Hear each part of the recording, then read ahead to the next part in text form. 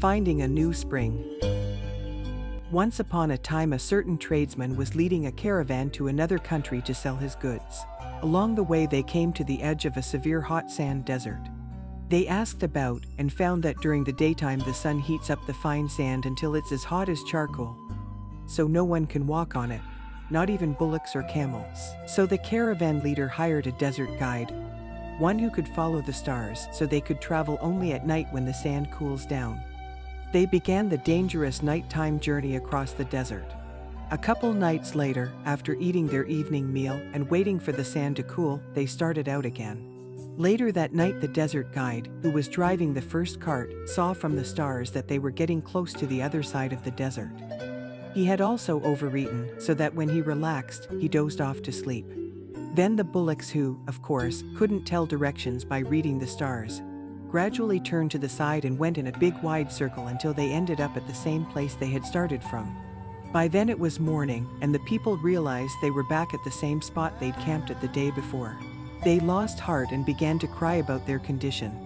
Since the desert crossing was supposed to be over by now, they had no more water and were afraid they would die of thirst. They even began to blame the caravan leader.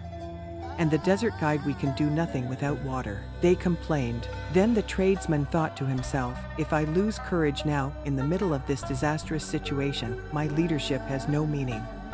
If I fall to weeping and regretting this misfortune, and do nothing, all these goods and bullocks and even the lives of the people, including myself, may be lost.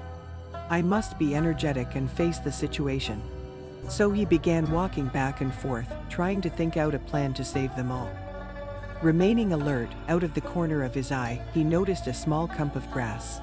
He thought, without water, no plant could live in this desert. So he called over the most energetic of his fellow travelers and asked them to dig up the ground on that very spot. They dug, and after a while they got down to a large stone. Seeing it, they stopped and began to blame the leader again, saying this effort is useless.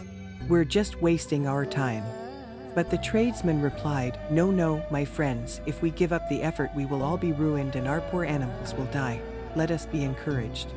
As he said this, he got down into the hole, put his ear to the stone, and heard the sound of flowing water. Immediately, he called over a boy who had been digging and said, "If you give up, we will all perish, so take this heavy hammer and strike the rock."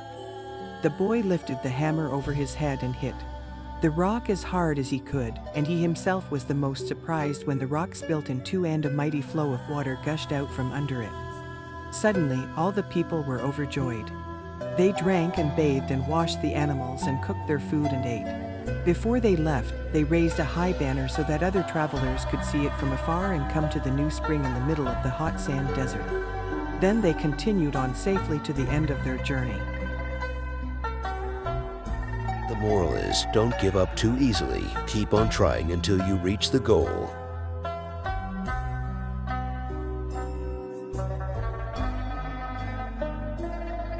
From the storyteller to the listeners. When you read or listen to these very old stories, if you wonder how much is really true, the Buddha gave some advice that might help. He said that when you listen to what a monk says, you should test the meaning, weigh or consider it, and depend on your own insides to know the truth of it. Then follow and practice what you know to be true. Let us praise the exalted, worthy, fully self-enlightened one and follow the truth. Thanks for watching, and don't forget to subscribe for more meaningful stories.